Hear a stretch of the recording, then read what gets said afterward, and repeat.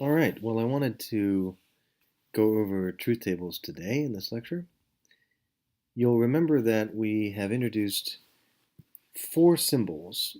These are the logical connectives, the truth functional connectives, the bits of our language that do all of the interesting semantic and syntactic work.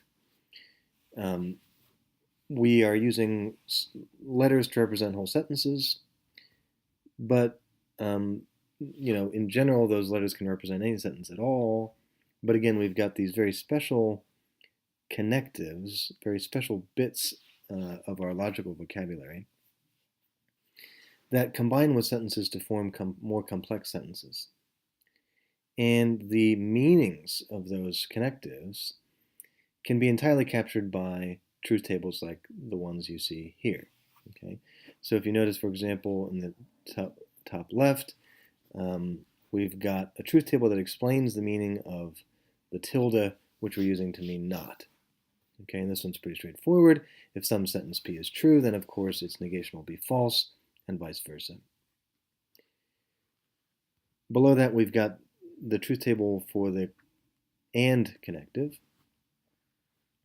So now that we have this and, we have two places on either side, which means that there are now two variables to keep track of, and therefore four possible arrangements of truth values to those two variables.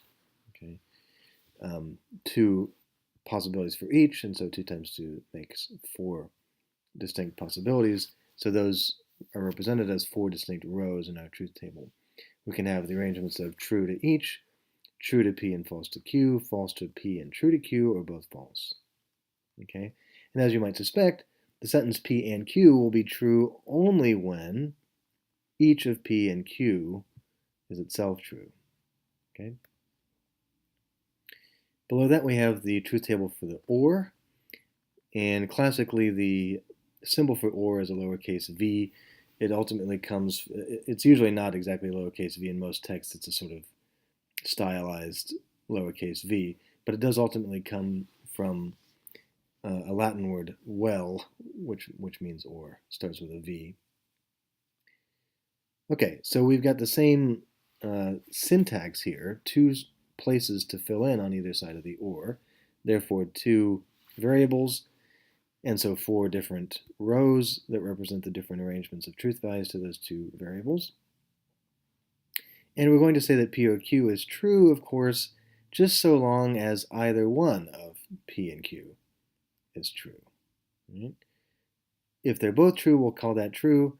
If P is true but Q false, then of course P or Q is still true. P or Q will be false only provided that each of P and Q is itself false. Okay. Note, we've talked about this already, you've probably seen this already, but there are really two different uses of the word or in English. Sometimes we want to use or in such a way in English that when both alternatives are true, we'll say that the or statement is false. Okay, that's a kind of what's called exclusive or. And if, for example, the waiter at a restaurant explains to you that you may have either coffee or tea with your meal, presumably it's not an option that you may have both.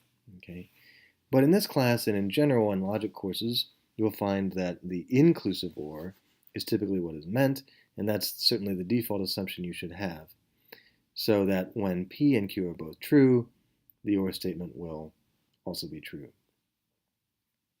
Okay, and finally we have this connective with an arrow, and the arrow can be described in various ways. The most obvious way of describing the sentence is to say if P then Q. One might also say Q if P, or P only if Q. There are other ways of describing this relationship, but the key idea here is that this sentence will be true unless the first part, the antecedent P, is true, and the second part, the consequent Q, is false. Okay, and otherwise, you'll see here, we're going to say that this sentence, if P then Q, as a whole is true. Okay.